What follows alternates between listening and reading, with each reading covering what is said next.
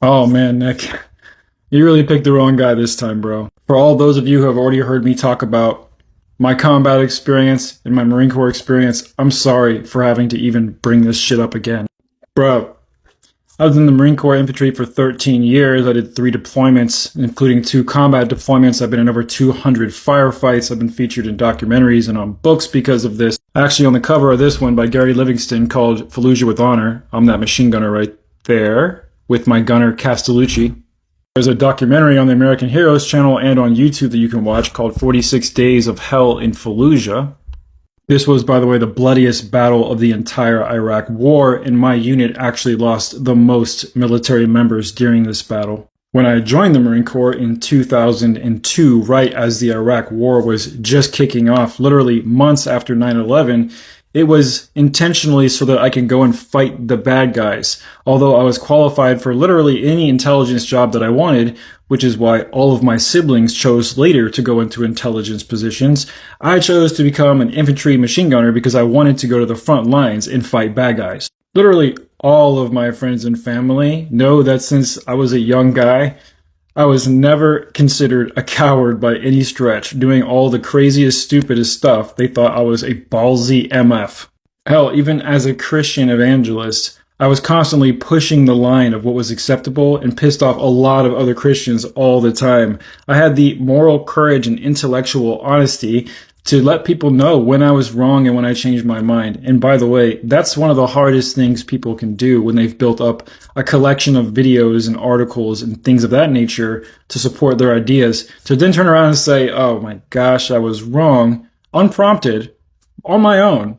That takes a lot of courage. In fact, I personally know other Christian evangelists and other Christian researchers who saw the research I was doing, agreed that I was going down the right path, but then intentionally stopped and even admitted that they couldn't go any further because it would destroy their entire ministry and their entire source of income. But what did I do?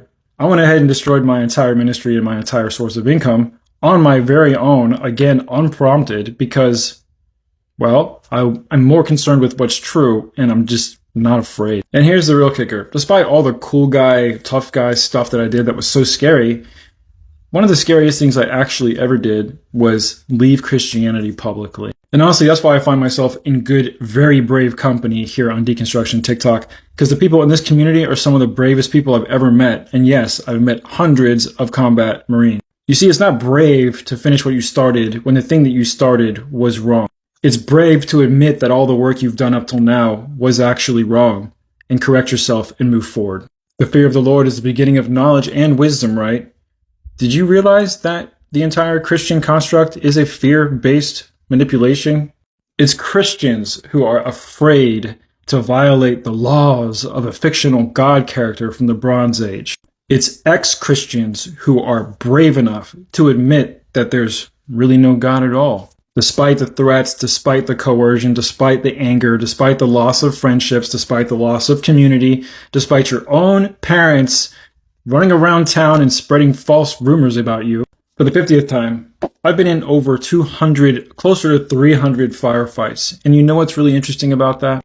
Having experienced many different types of threats and many different types of fear, and I've seen and met many different types of brave men and women through my career, I can tell you honestly that it takes more bravery to put your entire social life into a freaking dumpster just so you can be honest with yourself and help yourself heal moving forward.